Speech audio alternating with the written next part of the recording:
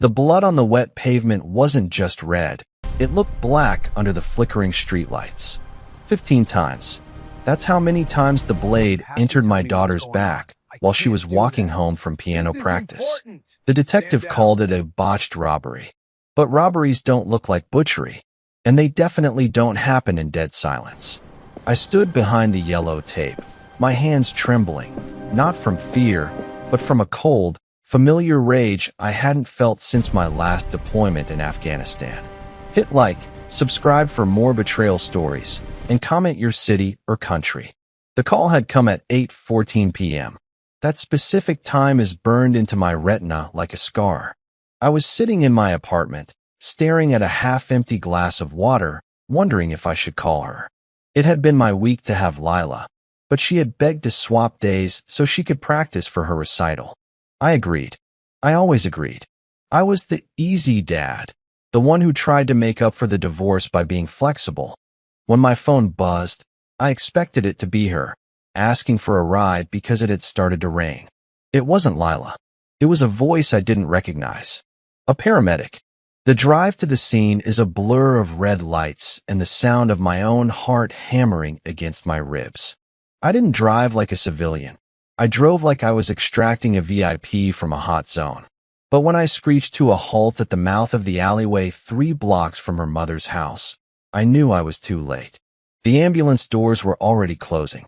I sprinted toward them, but a uniformed officer, a kid who looked like he hadn't started shaving yet, stepped in my path. "Sir, you can't be here. This is a crime scene," he shouted, his hand hovering near his belt. "That's my daughter." I roared, the sound tearing out of my throat. "Lila, is she alive?" The young officer flinched, but held his ground. "They're taking her to St. Jude's. You need to go there." "You can't be here, sir." I didn't argue. I didn't fight. My training kicked in, the switch that flips inside your brain when the world falls apart. Assess, adapt, act. Screaming at a rookie cop wouldn't save her. I turned and looked past him, into the alley. It was a narrow, dirty stretch of concrete between a bakery and a dry cleaner. There were no cameras pointed directly inside. It was a blind spot, a kill box. But something caught my eye before I turned back to my truck. Lila's backpack was lying in a puddle. It was open. Her sheet music was scattered everywhere, soaking up the dirty rainwater. But her phone was still there, glowing faintly on the ground next to it. If this was a robbery, why leave the phone? Why leave the backpack? I forced myself to get back in the truck. My hands gripped the steering wheel so hard the leather creaked. I needed to get to the hospital. I needed to see the damage for myself. St. Jude's emergency room was a chaotic mess of noise and misery, but I cut through it like a ghost. I found the triage nurse, gave her my name, Julian, and she looked at me with that pitying expression that doctors reserve for the doomed. "She's in surgery, Mr. Vance," she said softly. "Lost a lot of blood. The next hour is critical." I collapsed into a plastic chair in the waiting room, putting my head in my hands. The smell of antiseptic was making me nauseous. 20 minutes later, the double doors swung open. It wasn't a doctor. It was Amelia. My ex-wife rushed in, looking like she had just run a marathon. Her hair was wild, her mascara smeared down her cheeks. She spotted me and let out a wail that turned every head in the room. We hadn't been good to each other in years. The divorce had been bitter, fueled by her spending habits and my emotional distance after the SEAL teams. But Lila was the one thing we both loved. Or so I thought. I held her, patting her back awkwardly. "She's in surgery, Amelia. She's fighting." Amelia pulled back, wiping her eyes. "I told her." She gasped, her voice shaking. "I told her not to walk that way. I told her it wasn't safe at night." I looked at her. Really looked at her. Amelia was wearing her expensive yoga gear. She had her diamond earrings on. And despite the tears, despite the wailing, her breathing wasn't erratic. It was rhythmic, controlled. And then I saw it. She wasn't looking at the surgery doors. She wasn't asking the nurses for updates. Her eyes were darting around the waiting room, scanning the faces of the other people sitting there. She looked nervous. Not sad. Nervous. "Did the police tell you anything?" she asked, her voice dropping to a whisper. She gripped my arm, her nails digging in. Did they catch the guy? Did Lila say anything before they took her? The question hung in the air, cold and sharp. Why was that her first question? Not is she going to make it? Not how bad is it? But did she talk? I pulled my arm away slowly. The soldier in me woke up. The part of me that had learned to read micro-expressions in interrogation rooms halfway across the world. No, I lied, keeping my voice flat. She was unconscious when they found her. She didn't say a word. I watched Amelia's shoulders drop. She let out a long breath. It looked like relief. Why would a mother be relieved that her dying daughter couldn't speak? I looked down at my hands, still stained with a speck of dried mud from the alley. A cold knot tightened in my stomach. The police thought this was a random attack, a tragedy of the city. But I was starting to realize that the monster who did this might not be a stranger in an alley. The monster might be sitting right next to me, crying plastic tears. The waiting room clock ticked. It was a loud, mechanical sound that seemed to sync with the throbbing headache building behind my eyes. Tick, tock, tick, tock. Every second that passed without a doctor coming through those doors felt like a year taken off my life. Amelia had finally stopped making a scene. She was sitting 3 chairs away from me, scrolling through her phone. Her posture was stiff. Every few seconds, she would type a furious, rapid-fire message, hit send, and then stare at the screen, waiting for a reply. "Who are you talking to?" I asked. My voice sounded like gravel. She jumped, nearly dropping the phone. "My mother," she snapped too quickly. "I'm telling Morgan what happened. She's devastated, Julian." Obviously, I didn't say anything. I just watched her. Morgan, her mother, was a woman made of ice and old money. I couldn't imagine Morgan being devastated by anything that didn't affect her stock portfolio. But I let it slide. Now wasn't the time to fight. At 2 a.m., the double doors swung open again. A surgeon in green scrubs walked out. He looked exhausted, pulling his surgical cap off his head. He had blood on his shoes. I stood up. My knees felt weak, but I locked them. Amelia rushed over, grabbing the doctor's forearm. "Is she okay? Is my baby okay?" The doctor looked at her, then at me. He saw the desperation in her face, but he saw the steel in mine. He spoke to me. "She made it through the surgery," he said, his voice low. "But the damage to her internal organs was severe. One of the wounds punctured her lung, and another missed her spinal cord by a fraction of an inch. We've placed her in a medically induced coma to let her body heal. The next 48 hours will tell us everything." Amelia let out a sob, burying her face in her hands again. "Oh God, a coma? When will she wake up?" "We don't know," the doctor said gently. "We need to wait for the swelling to go down. You can see her, but only for a few minutes. She needs absolute quiet." Walking into that ICU room was the hardest thing I have ever done. Harder than Hell Week. Harder than burying friends I lost overseas. Lila looked so small in that bed. She was hooked up to a dozen machines, wires snaking out from under the blankets. Her face was pale, almost translucent, and there was a tube down her throat breathing for her. The rhythmic hiss-click of the ventilator was the only sound in the room. I walked to the side of the bed and took her hand. It was cold. "I'm here, Ladybug," I whispered, using the nickname I hadn't used since she was 10. "Dad's here. You just rest. You fight." Amelia stood at the foot of the bed. She didn't touch Lila. She just stared at the monitors, her face unreadable. She looked like she was calculating something. "I can't stay," Amelia said suddenly. I looked up, startled. "What? I can't see her like this," she stammered, backing toward the door. "It's too much, Julian. I need to go home and change. I need to get Morgan. I'll come back in the morning." Before I could answer, she was gone. She walked out on her daughter who was clinging to life by a thread. I stayed. I pulled a chair up to the bed and didn't move for 3 hours. Around 5 a.m., a detective walked in. He looked like he had been awake for 2 days straight. His suit was wrinkled, and he smelled like stale tobacco. He introduced himself as Detective Thorne. "Mr. Vance," he said, keeping his voice low. I'm sorry to disturb you. I just wanted to give you an update on the investigation. I didn't let go of Lila's hand. Tell me you caught him. Thorne sighed, rubbing the back of his neck. Not yet. We canvassed the area. No witnesses. No cameras pointing directly into that alley. We're treating it as a robbery gone wrong. We think it was a junkie looking for cash. He panicked when she screamed, and he lashed out. I felt the anger rising again, hot and sharp. A robbery? Yes, sir. It's a bad neighborhood adjacent to the downtown area. These things happen. Did you find her wallet? I asked. Thorne blinked. Excuse me. Her wallet. Her phone. Her backpack. I stood up, towering over him. Did you find them? Well, her backpack was on the scene, Thorne said, shifting his weight. We haven't processed the contents yet, but her phone was on the ground. I interrupted. I saw it. Her backpack was open, but her sheet music was still there. If it was a junkie looking for cash, why leave an iPhone 15 sitting in a puddle? Why leave a backpack that looks brand new? Junkies steal things, detective. They don't stab a 15-year-old girl 15 times and leave empty-handed. Thorne looked annoyed now.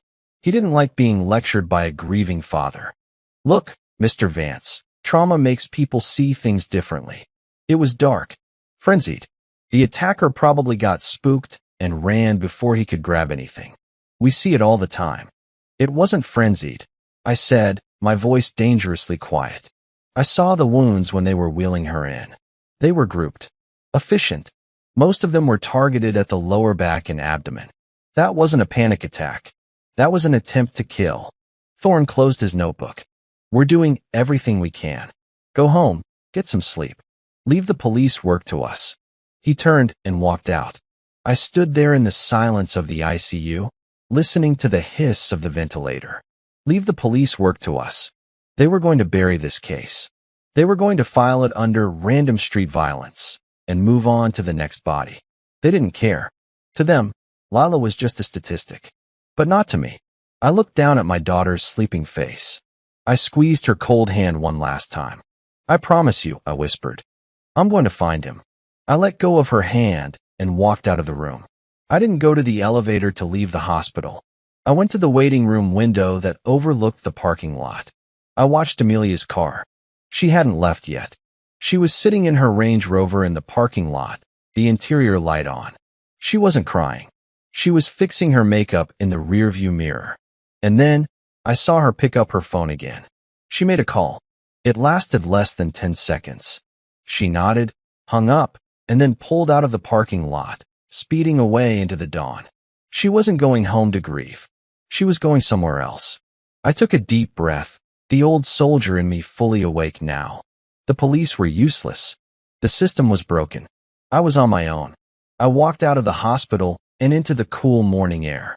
I wasn't going home to sleep. I was going back to the alley. The morning sun didn't make the alley look any better. If anything, the daylight made it look worse, gritty, exposed, and stained. The police tape was already sagging, fluttering in the cold wind like a surrender flag. I ducked under it. I wasn't supposed to be there, but I didn't care. Detective Thorne had said there were no cameras. In a city like this, there is always a camera. You just have to know where to look. Police look for the obvious, the dome cameras on street corners, the Ring doorbells on houses. They look for direct lines of sight. But operators? We look for the angles. I stood exactly where Lila had fallen. I forced myself to look at the dried, dark brown patch on the concrete. I shut off the part of my brain that wanted to scream and turned on the part that analyzed sectors of fire. I scanned the buildings opposite the alley entrance. A bakery, a dry cleaner, and a boarded-up electronics store. The bakery had a camera, but it was pointed at the register inside. The dry cleaner had nothing. Then I saw it. 2 doors down, there was a high-end sneaker boutique. It had a sleek, black glass storefront. The glass was so polished it acted like a mirror. And tucked high in the corner of the boutique's awning was a small, discreet bullet camera pointed downward, not at the street, but at the store's own window display to prevent vandalism. It was filming the reflection of the street. I waited until the shop owner, a guy in his 20s with tattoos up his neck, arrived to open up. I didn't waste time with pleasantries. I walked in, flipped my badge, my old military ID, not a police badge, but civilians rarely check the difference when you look like you haven't slept in a week, and put $500 cash on the counter. I need your security footage from last night. 8 p.m. to 8:30 p.m. Digital copy. Now. The kid looked at the money, then at my face. He didn't ask questions. He handed me a USB drive 10 minutes later. I drove back to my apartment, my hands sweating on the steering wheel. My place was sparse, a remnant of living out of a rucksack for years. I sat at my desk, plugged in the drive, and booted up my custom rig. I still had access to some image processing software from my contracting days, programs that could clean up grain and stabilize shake better than anything the local PD had. I found the file. The angle was weird. I was watching the reflection of the alley in the black glass of the storefront. The image was reversed and distorted, but it was there. I watched Lila walk into the frame. She was walking fast, her head down against the wind. My heart seized in my chest. She looked so alive. Then, the shadow detached itself from the wall. A figure. Male. Medium build. He wasn't stumbling like a junkie. He moved with purpose. He closed the distance in 3 strides. I forced myself to watch the moment of contact. It was a blur of violence. I saw Lila fall. I saw the figure kneel over her. It wasn't a robbery. He didn't check her pockets. He didn't grab her bag. He just finished the job. Then he ran. The figure sprinted out of the alley, heading right toward the boutique. For a split second, he passed directly under the streetlight in front of the store. He was wearing a hoodie, the hood pulled low. But as he ran, he made a mistake. He reached up to adjust the hood, and for exactly 3 frames of video, the light hit his face. I froze the video. The image was pixelated, a blur of shadows and skin tone. To the naked eye, it was useless. But I wasn't using the naked eye.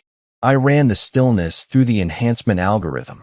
I sharpened the edges, adjusted the contrast, and balanced the exposure.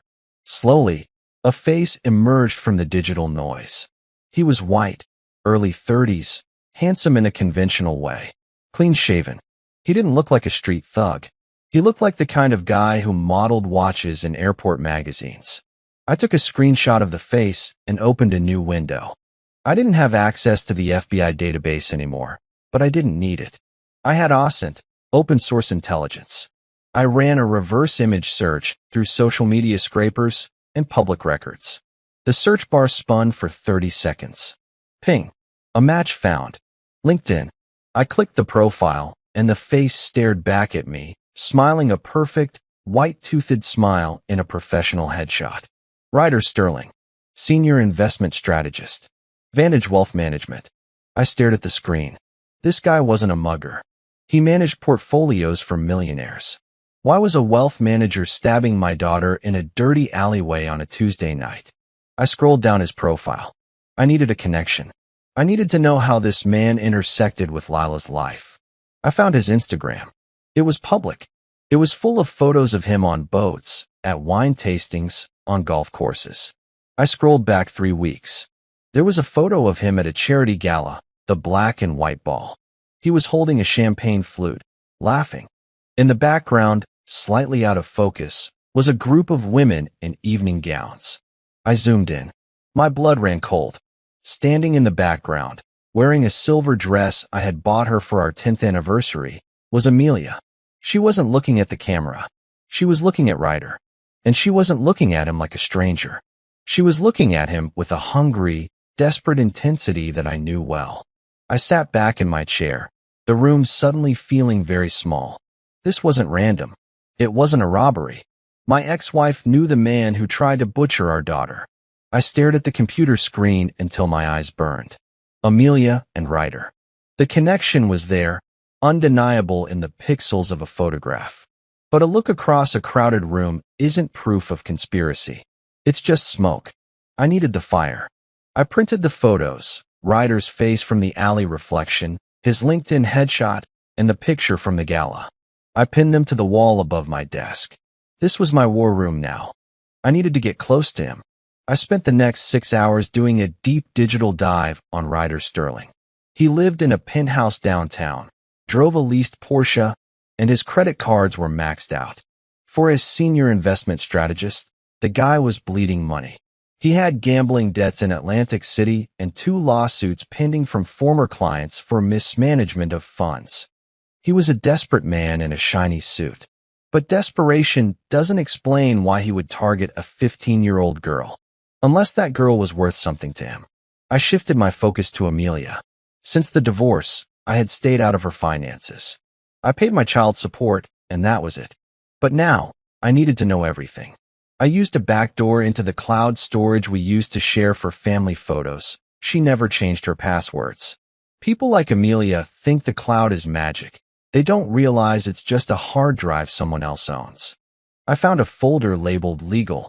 Inside were PDFs of the divorce settlement, tax returns, and a scanned document titled Lila Vance, Irrevocable Trust. I opened it. My father had set up a trust for Lila before he died. He was a man who didn't trust banks, but he trusted land. He had put the deed to a massive commercial property in her name, set to transfer when she turned 18. I scrolled to the contingencies section.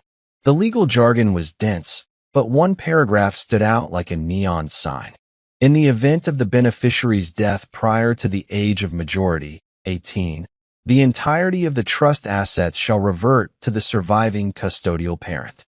I felt sick, physically sick. Lila was turning 16 in 2 months.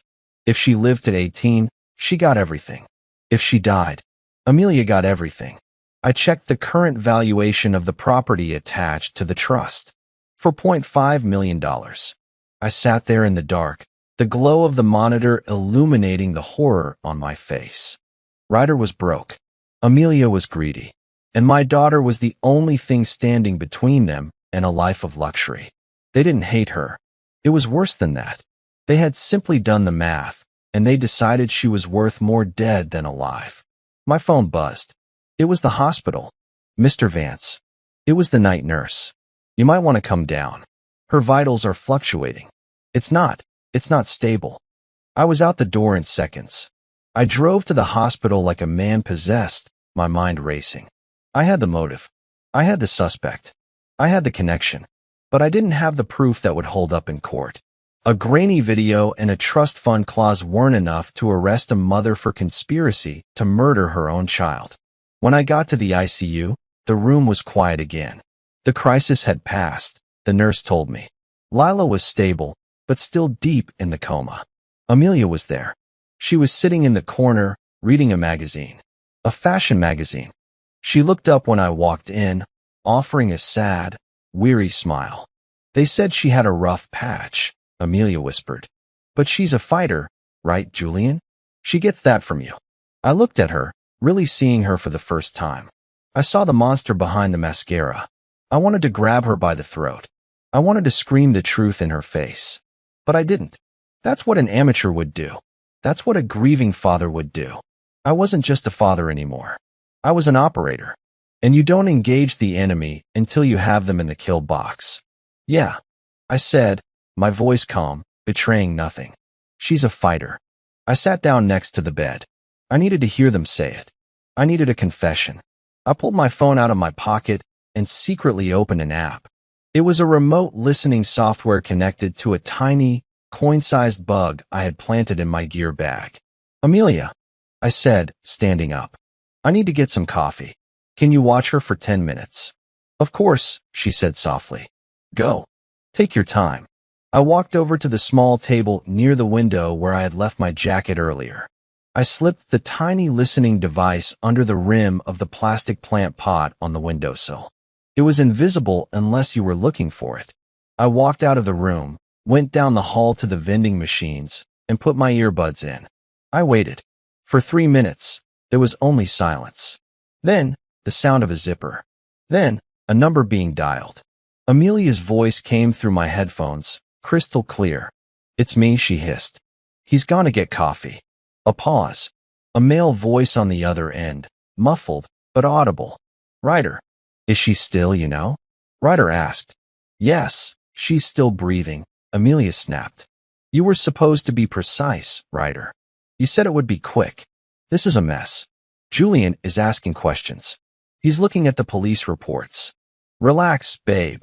Ryder's voice was arrogant, dismissive. The cops are idiots. They think it's a mugging. Just play the grieving mom. Once the swelling gets worse, nature will take its course. We just have to wait. I don't like waiting, Amelia whispered, and the venom in her voice chilled me to the bone. I have creditors calling me every day. We need that money, Ryder. Fix this.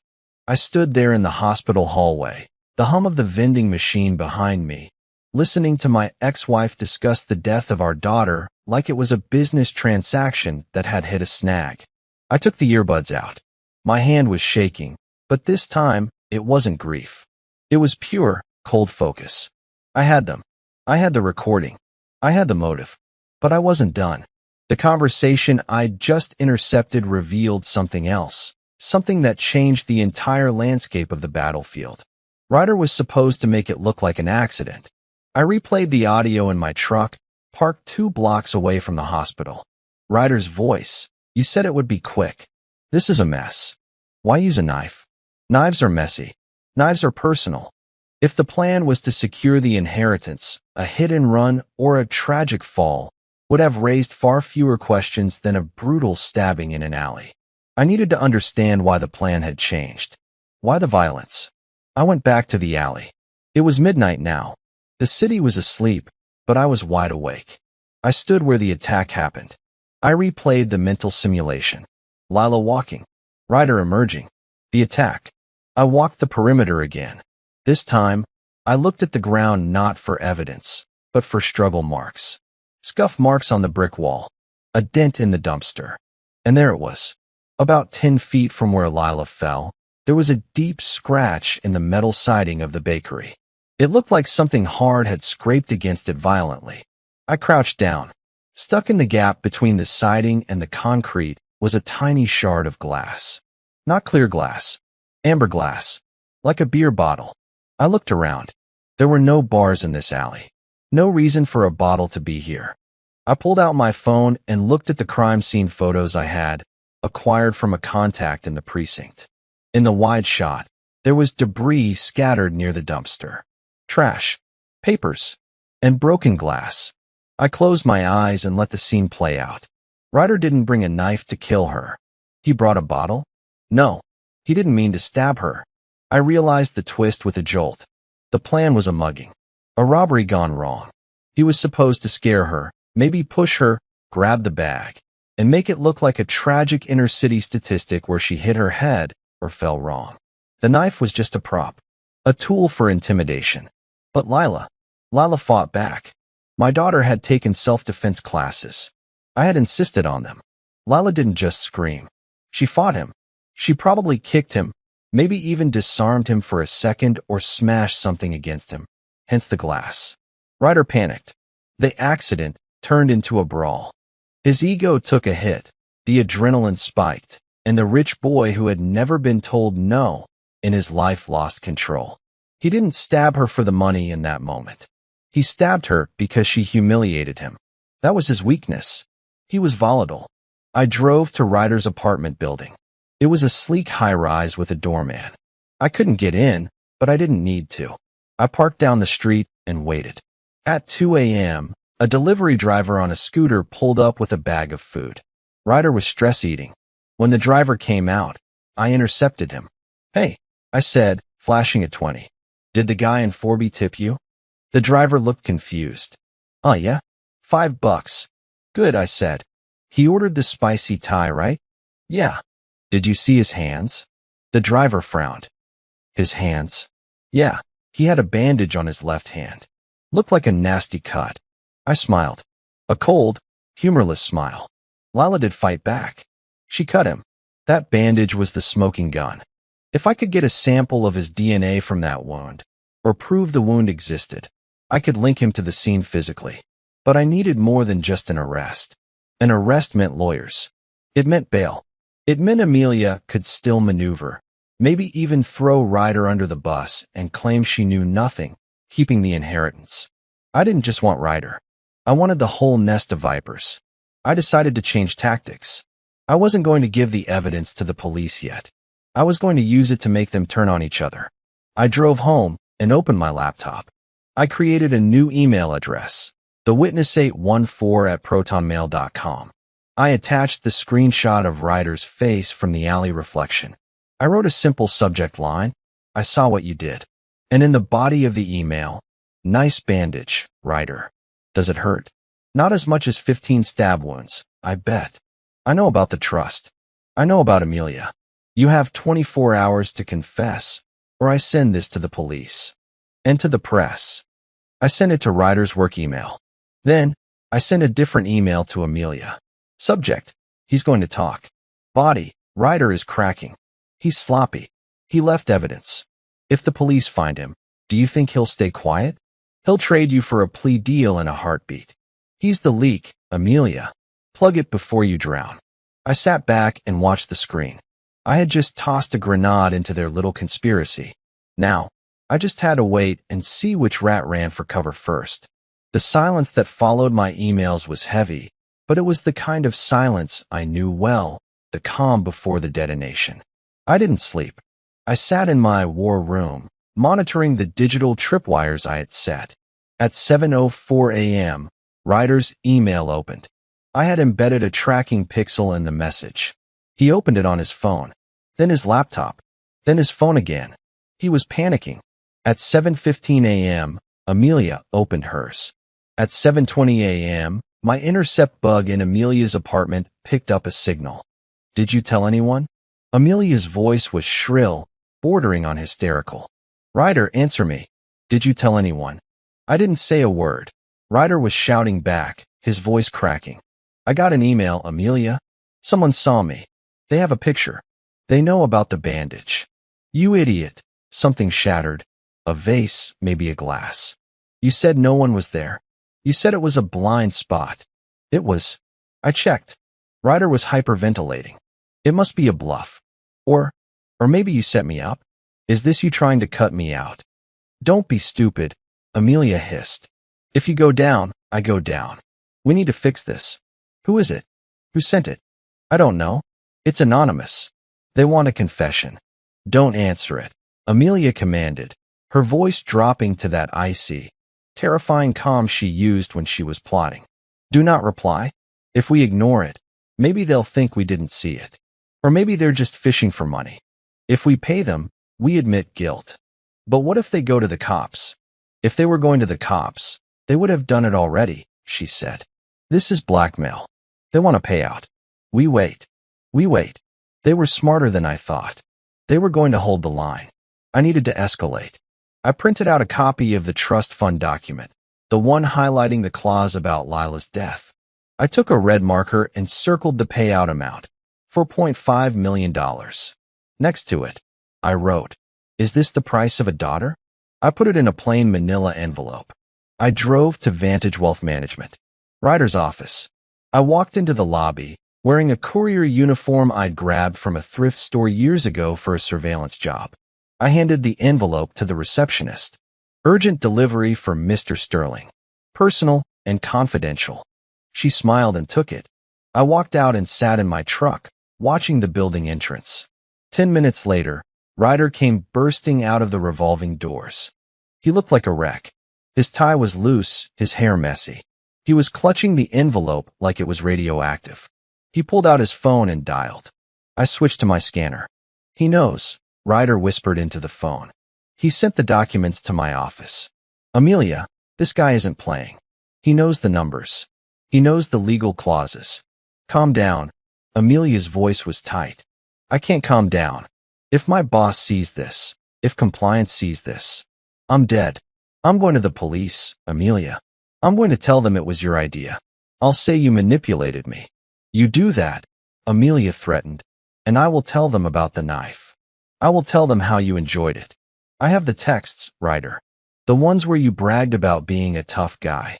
You want to go to prison for murder one? Or do you want to stick to the plan?" Ryder went silent. The threat worked. He was trapped. But I caught something in Amelia's voice. A slight tremor. She was losing control of him. I decided to push Amelia next. I went to the hospital gift shop and bought a get-well-soon teddy bear. I took it to the ICU. The nurses knew me by now. They let me in. I placed the bear on the chair where Amelia usually sat. But before I left, I tucked a small, folded note into the bear's paws. The note was a printout of a GPS map. It showed a route from Amelia's house to the alleyway. And it had a timestamp, 8:05 p.m. The timestamp was fake. I didn't have her GPS data, but she didn't know that. I was betting on her paranoia. I wanted her to think I had been tracking her every move that night. I left the room and went to the waiting area. An hour later, Amelia arrived. She walked into the ICU room. 2 minutes later, she ran out. She looked like she had seen a ghost. She was clutching her purse to her chest, looking around wildly. Her eyes landed on me. I was sitting there, reading a newspaper, looking like the picture of a tired, grieving father. She walked over to me, her legs shaking. "Julian," she choked out. Has anyone been in here? Besides the nurses?" I looked up slowly. "No, just me." "What?" "Nothing." She swallowed hard. "Just nothing." She sat down, but she couldn't stay still. She kept checking her phone. She looked at me, then at the door, then at me again. The seed of doubt was blooming. She suspected everyone now, maybe even me. But she couldn't accuse me without admitting she had something to hide. Then my phone buzzed. It wasn't a part of my plan. It was the hospital. "Mr. Vance." It was the head neurologist. "Please come to the ICU immediately." My heart stopped. "Is she?" "No," he said. "She's waking up." I dropped the phone. Lila was waking up. And that meant the game was about to change. Because if she saw Ryder's face, she was the only witness who mattered. And Amelia knew it. The walk to the ICU room felt miles long. The neurologist, Dr. Aris, was waiting by the door. He looked serious, but his eyes weren't dark like they had been 2 days ago. They were bright. "She's conscious," he whispered, blocking Amelia from entering. She was still in the waiting room, unaware. "She's weak, Mr. Vance. She's confused, but she's tracking movement." I nodded, swallowing the lump in my throat. "Give me a minute alone, please." Dr. Aris nodded and stepped aside. I walked in. The room was dim. Lila's eyes were open. They were glassy and tired, staring up at the ceiling tiles. When I stepped into her line of sight, her gaze locked onto me. Her lips moved around the intubation tube, but no sound came out. I rushed to her side, grabbing her hand. Tears, real ones, hot and stinging, pricked my eyes. "I've got you," I choked out. "Dad's here. You're safe." She squeezed my hand. It was weak, barely a flutter, but it was there. She started to panic. Her eyes darted to the door. Her heart rate monitor began to beep faster. Beep, beep, beep. "It's okay." I soothed her, brushing the hair off her forehead. "No one can hurt you." She squeezed my hand again. Harder. She was trying to tell me something. She moved her free hand, pointing shakily at the door, then tapped her ring finger. The ring finger. She tapped it again, frantically. My blood ran cold. She wasn't asking for her mother. She was identifying her.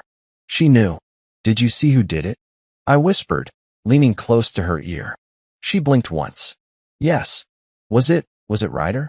I asked the name she barely knew, the man from the gala. She blinked. Then she squeezed her eyes shut and tears leaked out. She tapped her ring finger again. "Married. Mom." She knew they were together. She knew her mother was part of it. I kissed her forehead. "Rest now. I'm going to handle it. I promise." I walked out of the room. My face was stone. Dr. Aris was checking a chart. "Doctor," I said, my voice low and commanding. "No one goes in that room. Not even her mother. Especially not her mother." Dr. Aris looked up, confused. "Mr. Vance, she has a right. My daughter just identified her attacker." I lied. Well, half-lied. "It's an active investigation. If you let anyone in there, you are compromising her safety. Do you understand?" The doctor went pale. I understand. I'll put a security detail on the door. No visitors." "Good. Now, I need you to do one more thing for me," I said, leaning in. "I need you to update the chart." I need you to write that her condition is deteriorating. Rapidly. What? What? Because I need to catch the monster who did this, I said. And to do that, they need to think she's dying. I left the doctor stunned and walked back to the waiting room. I had to put on the performance of my life. I let my shoulders slump. I rubbed my eyes until they were red. I walked up to Amelia, who was pacing. Julian, she asked, stopping mid-step. What did they say? I looked at her, letting a single tear fall. It's bad, Amelia. Her brain activity spiked, and then, nothing. The swelling is too severe. Amelia's eyes widened. What does that mean?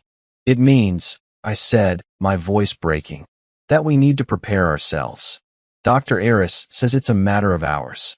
She's not going to wake up. I watched the micro-expressions cross her face. First shock, then a flicker of processing, and then the release. The tension left her jaw. Her shoulders dropped. Oh my God, she wailed, playing the part perfectly. My baby. She hugged me. It felt like hugging a snake. I need to call my mother, she sobbed into my shoulder. I need to get some air. I can't be in here. Go, I said, patting her back. Go get some air. I'll stay with her until the end. Amelia pulled away, wiping her eyes. Call me if it happens. I will. She grabbed her purse and hurried out of the waiting room. She didn't look back. She walked fast, too fast for a grieving mother. I waited 30 seconds, then followed her. She didn't go to the hospital garden. She went to the parking garage. I got into my truck and kept my distance. I didn't need to tailgate her. I had the tracker on her car.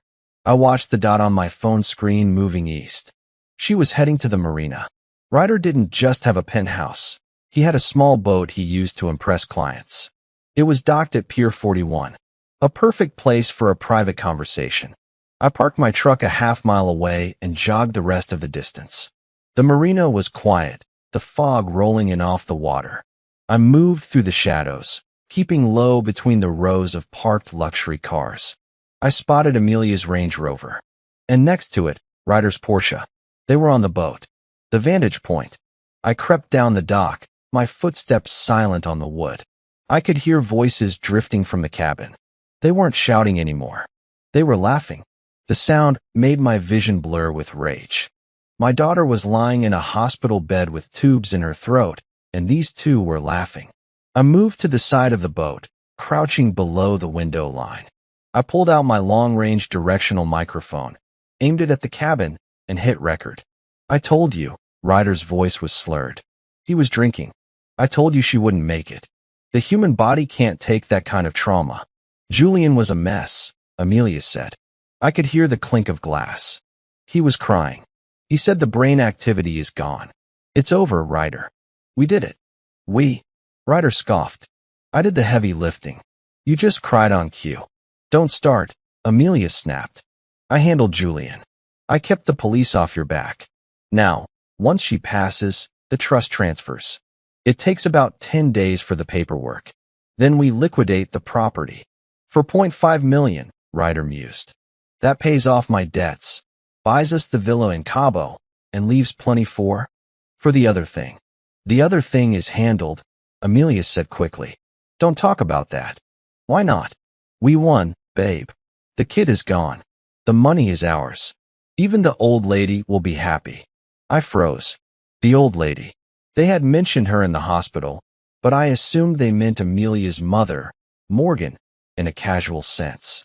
But the way Ryder said it, it sounded like a title. Like a boss. Don't call her that, Amelia hissed. If she knew you messed up the first attempt, she'd have you gutted. She needs this money more than we do. If the estate goes under, she loses everything. Yeah, Ryder laughed. Well, she doesn't need to know. Lila is dying. Problem solved. I stopped the recording. I had it. Confession. Conspiracy. Motive. But I had something else. She needs this money more than we do. Amelia wasn't just greedy. She was desperate. And she was afraid of her mother. Ryder was the weapon. Amelia was the accomplice. But Morgan was the general. I looked at my phone. The recording was saved. I could call the police right now. They would arrest them on the boat. But if I did that, Morgan might slip away. She was rich, powerful, and connected. If she wasn't on this boat, she could claim ignorance. She could say her daughter and her lover went rogue. She would lawyer up and walk free. No, I needed all three of them in the same room. I needed to catch the queen, not just the pawns. I stood up on the dock, looking at the boat. I had a plan. A cruel, theatrical, and absolutely necessary plan. I was going to invite them to a funeral. I drove back to the hospital with the recording burning a hole in my pocket. I had the evidence to bury Ryder and Amelia, but Morgan was the elusive shadow I needed to pin down. I spent the next morning setting the stage. I called Preston, an old JAG lawyer I served with who now ran a boutique firm in the city. He was the only lawyer I trusted, ruthless, efficient, and loyal. I need you to draft a will, I told him over coffee in the hospital cafeteria. And I need you to expedite a transfer of assets. I need it to look like Lila's estate is being prepared for probate.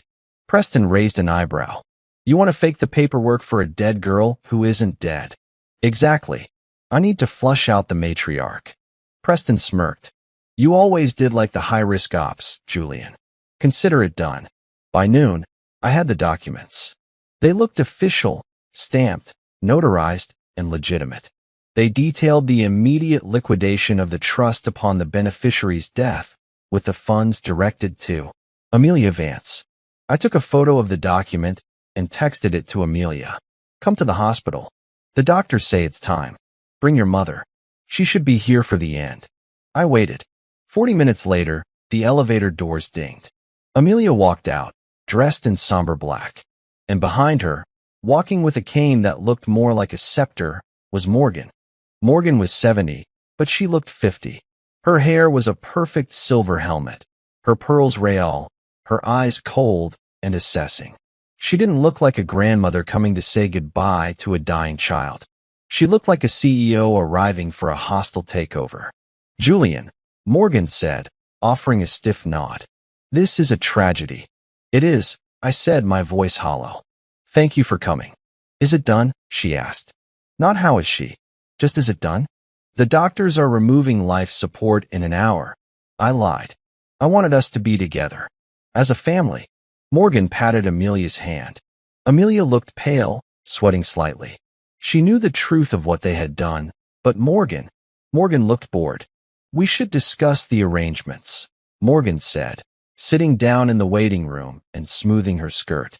Funerals are expensive, and with the trust situation, we need to ensure the transition of assets is smooth. For Lila's memory, of course. Of course, I said. Actually, I have the lawyer here. He's handling the paperwork. I signaled Preston, who walked over with a briefcase. He set it on the table and opened it. Mrs. Vance, Mrs. Sterling, Preston nodded to them. The trust documents are straightforward. Upon Lila's passing, the $4.5 million estate transfers to Amelia. However, he paused. However what? Morgan snapped, her eyes narrowing. However, Preston continued, there is a clause here regarding criminal liability. If the beneficiary's death is found to be unnatural, the funds are frozen pending an investigation. Morgan didn't flinch.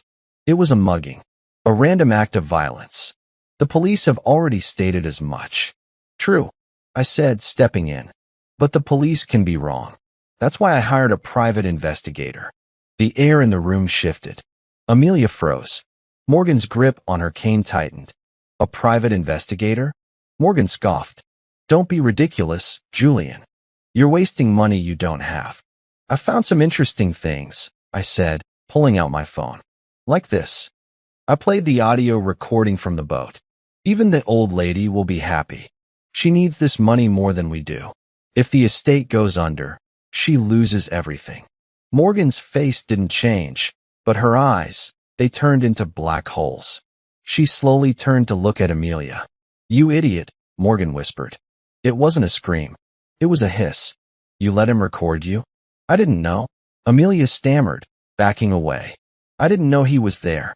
You hired a junkie with a gambling problem to do a professional's job, Morgan said, her voice rising, the mask slipping.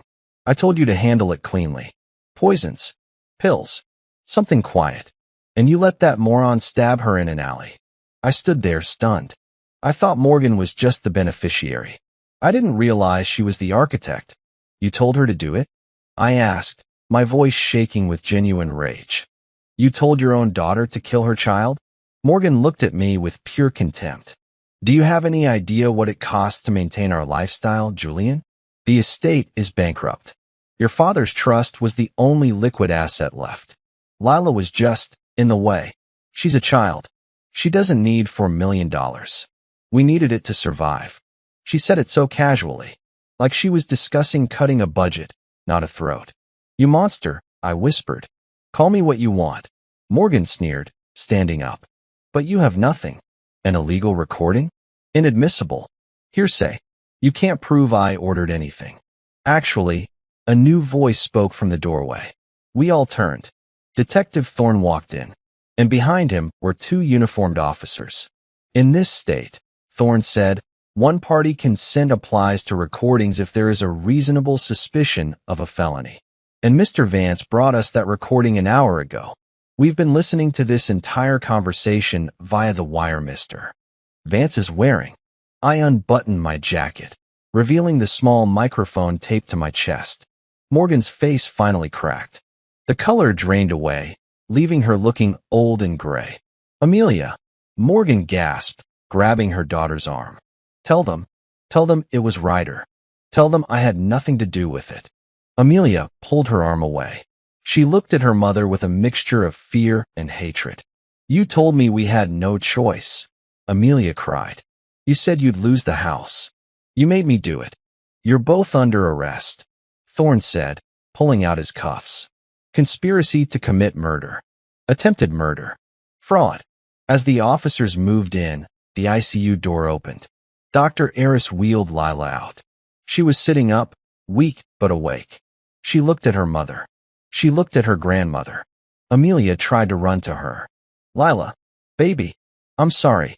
I didn't mean for, get her away from me, Lila whispered. Her voice was raspy, but it carried across the room like a gunshot. The officers dragged Amelia and Morgan away. Morgan was screaming about her lawyers. Amelia was sobbing. I stood next to Lila's wheelchair. I put my hand on her shoulder. It's over, I told her. They can't hurt you anymore. But as I watched them being hauled into the elevator, I knew it wasn't just about safety. It was about the truth. The people who were supposed to protect her were the ones holding the knife. I looked at Lila. She wasn't crying. She had the same look in her eyes that I had seen in the mirror after my first tour. The look of someone who has seen the darkness and survived it. She was a Vance. She was a survivor. And now, we had to rebuild. The trial began 4 months later. The media called it the trust fund trial. I called it the final mission. Morgan's lawyers were expensive sharks. They tried everything. They argued that the recording on the boat was illegal. They argued that Amelia was mentally unstable and coerced by Ryder. They tried to paint me as a vengeful ex-husband manipulating the facts. But they forgot one thing. I had prepared for this like a military operation. I sat in the front row every single day, wearing my best suit, looking calm, collected, and dangerous. I wanted the jury to look at me and see a father who had walked through fire. Then, I wanted them to look at Morgan and see the ice queen who lit the match. The prosecution, led by a sharp DA named Keller, laid out the timeline I had built. Day 1, the motive. Keller projected the trust fund documents on the screen. The $4.5 million figure hovered over the courtroom like a ghost. He showed Morgan's bankruptcy filings. Her estate was millions in debt. She was drowning, and Lila was her life raft. Day 3, the execution. Detective Thorne took the stand. He detailed the botched robbery theory and how it fell apart.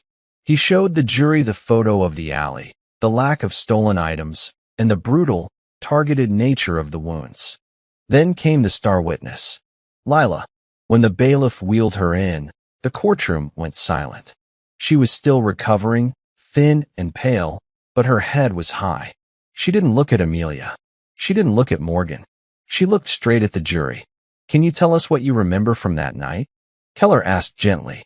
I remember walking, Lila said, her voice clear. I remember hearing footsteps. I turned around. I saw him. It was Ryder. I recognized him from pictures my mom had on her phone. Did he say anything? Yes, Lila said. A tear slipped down her cheek. He said, "Sorry, kid. Nothing personal. It's just business." A gasp went through the courtroom. Just business. And then what happened? I fought him, Lila said, lifting her chin. I kicked him. I scratched his hand. And then he stabbed me. Again and again. Amelia started sobbing at the defense table. Morgan sat like a statue, staring straight ahead, her face a mask of aristocratic disdain. Then came the cross-examination. Morgan's lawyer stood up. He was a slick man with an expensive smile. Lila, he said smoothly, you said you saw pictures of Ryder on your mom's phone. Isn't it true that you were angry with your mother for dating again?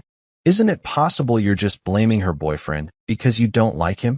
I gripped the bench so hard my knuckles turned white. He was attacking the victim. Lila looked at him. She didn't flinch. I don't like him because he tried to kill me, she said flatly. And I don't blame my mother for dating. I blame her for planning my funeral while I was still alive. Boom. The lawyer stuttered. The jury was nodding. Lila had destroyed his narrative in 2 sentences. But the real fireworks happened when Ryder took the stand. He had taken a plea deal.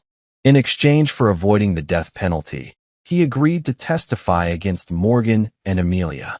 He walked in wearing an orange jumpsuit, looking small and pathetic. The arrogance from the boat was gone. Who planned the attack? Keller asked. Morgan, Ryder said, pointing a shaking finger at the older woman. It was all her. She told Amelia that if we didn't get the money, she'd cut us both off. She said Lila was collateral damage. And Amelia? She went along with it, Ryder said, looking down. She cried about it, but she didn't stop it. She gave me the route. She told me when Lila would be walking home from piano. Amelia let out a wail. Liar. You liar. The judge banged his gavel. Order. Defendant will remain silent. Ryder continued, his voice gaining strength. Morgan gave me the knife. She said guns were too loud. She said to make it look like a junkie did it. She planned every step. The jury looked at Morgan. For the first time, I saw fear in her eyes. The facade was cracking. She wasn't the untouchable matriarch anymore. She was just an old woman who had traded her granddaughter's life for a bank balance. The closing arguments were brief. Keller pointed to the empty chair where a father should be sitting, then pointed to me. This man, Keller said, did the job the police couldn't. He did the job this family wouldn't. He protected his child. Now, it's your turn to protect her. The jury deliberated for 4 hours. When they came back, the foreman didn't look at the defendants. That's always the tell. If they look at them, it's not guilty. If they look away, it's over. We find the defendant, Ryder Sterling, guilty of attempted murder in the 1st degree. We find the defendant, Amelia Vance, guilty of conspiracy to commit murder. We find the defendant, Morgan Sterling, guilty of solicitation of capital murder and conspiracy.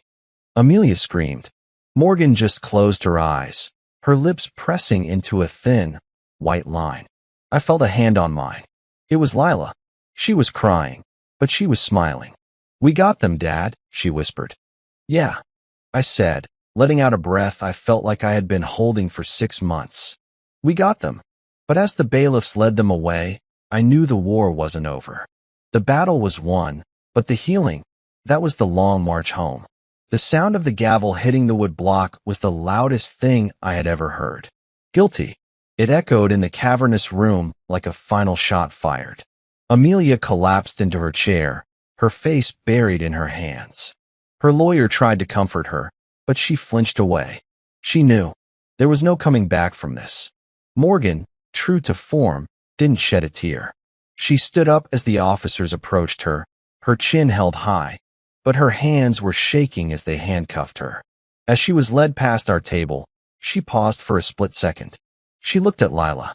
I did it for the family name, she said, her voice cold and delusional. You ungrateful child. Lila didn't shrink back. She looked her grandmother in the eye. eyes that were dry and hard. "There is no family name," Lila said. "Just a prison number." Morgan's face twisted in shock. The officers pulled her away before she could respond. The sentencing hearing was set for 2 weeks later, but the outcome was a formality. The judge, a stern woman who had clearly been disgusted by the evidence, threw the book at them. Ryder Sterling, 25 years to life. No parole for 20. Amelia Vance, 20 years. Conspiracy. Morgan Sterling, life without parole.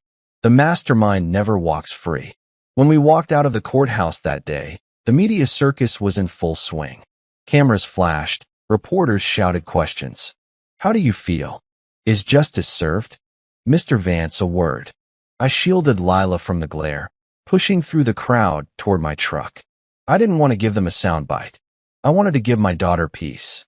We drove in silence for a long time. The city skyline faded in the rearview mirror, replaced by the green suburbs and then the open road. "Dad," Lila asked quietly. "Yeah, kiddo. Did she ever love me?" The question hit me harder than any bullet. How do you answer that? How do you tell a child that her mother loved money more than her own flesh and blood? "I think," I said carefully, "that your mother was a broken person. She was controlled by her own mother for so long that she forgot how to be anything else. She might have loved you in her own twisted way, but she loved her lifestyle more. And that's not your fault, Lila. That's her failure, not yours." Lila looked out the window. "I hate her." "That's okay," I said. "You have a right to be angry. You have a right to hate her. But don't let that hate eat you alive. That's what they do. That's what Morgan did. You're better than them." She nodded slowly. "Where are we going?" "Somewhere new," I said. "Somewhere they can't find us. Somewhere quiet." I had sold the apartment. I had liquidated my own small savings. And with the trust fund now fully secured and under my control as her guardian until she turned 18, we had options. We weren't going to live in the shadow of this crime. I drove us to a small coastal town 3 hours north. I had rented a cabin near the ocean. It was secluded, peaceful, the kind of place where you could hear the waves at night and see the stars. That night, I sat on the porch, watching the moon reflect off the water. Lila was inside, asleep. For the first time in months, she wasn't hooked up to machines. She wasn't in danger. She was just sleeping. I took out my phone. I had one last thing to do. I opened my email. I had a draft saved. It was addressed to the board of directors at Vantage Wealth Management. Attached was a full report of Ryder's embezzlement, the client list he had defrauded, and the internal emails I had found during my initial hack. Send. I wasn't just satisfied with prison. I wanted to burn their legacy to the ground. Vantage would be investigated. Their reputation would be ruined. The culture that created men like Ryder would be exposed. I put the phone down. My hands were steady. The rage was gone, replaced by a deep, exhaustion-soaked relief. I had been a soldier. I had been a husband. I had been a victim. But now, I was just a father. And that was the only title that mattered. The ocean air is different here. It's salty and cold, but it feels clean. It feels like it can wash away anything if you give it enough time. It's been 6 months since the trial. 6 months since I watched my ex-wife and her mother get led away in handcuffs. People ask me if I feel happy about it. Happiness isn't the right word. I feel light. The weight of the secrets, the weight of the betrayal, it's gone. Lila is getting better. The physical scars are still there. Angry red lines across her back and abdomen that will fade to white eventually. She wears them like armor. But the mental scars are the ones we work on every day. For the first month, she wouldn't sleep without the light on. She flinched if a door slammed. She wouldn't touch the piano. But last week, I heard it. I was in the kitchen making coffee, staring out at the gray waves crashing against the rocks. And from the living room, I heard a single note, then a chord, then a melody. It was hesitant at first, stumbling, but then it found its rhythm. She was playing again. I walked to the doorway and watched her. She was sitting at the upright piano I had bought from a local church sale. Her eyes were closed, her fingers moving over the keys. She wasn't playing the song she was practicing the night she was attacked. She was playing something new, Something she wrote. It sounded sad, but it also sounded strong. She stopped and looked at me. "It's not perfect," she said. "It sounds perfect to me." I smiled. "We don't talk about Amelia much. We don't talk about the money. The trust fund is sitting in a secure account, untouched. It will pay for her college. It will pay for her to see the world. It will pay for a life that Morgan and Amelia tried to steal from her. Sometimes, late at night, I think about them. I think about Amelia sitting in a cell, realizing that her beauty and her mother's money can't save her now. I think about Morgan, dying alone in a concrete box, stripped of her legacy. That is the true revenge. It wasn't the court case. It wasn't the prison sentences. It's this. It's watching my daughter walk on the beach, collecting sea glass. It's hearing her laugh at a bad movie on TV. It's knowing that she is safe, and she is loved, and she is free. I used to think my mission was war. I used to think my purpose was being a SEAL, a weapon for the state. But I was wrong. My mission was always her. And for the first time in my life, I can say, mission accomplished. A question for you. If you were in my shoes, standing in that hospital room and realizing your own family was behind the attack, be honest. Would you have waited for the police like I did, or would you have taken justice into your own hands right then and there? I really want to know what you would do. Let's connect. I'd love to see where our community is watching from. Drop your city or country in the comments. It's amazing to see how far these stories travel. Your feedback matters. Also, tell me, what kind of story do you want to hear next? Do you prefer these military revenge thrillers, deep family betrayals, or maybe something with a darker, horror twist? Let me know in the comments, and I will find the best stories just for you. Support the channel. If this story touched you or kept you on the edge of your seat, please consider gently hitting that like button and subscribing. It's a small click for you, but it means the world to us and helps us bring you more epic stories. Until the next amazing thriller and epic revenge story, stay safe and take care of your loved ones.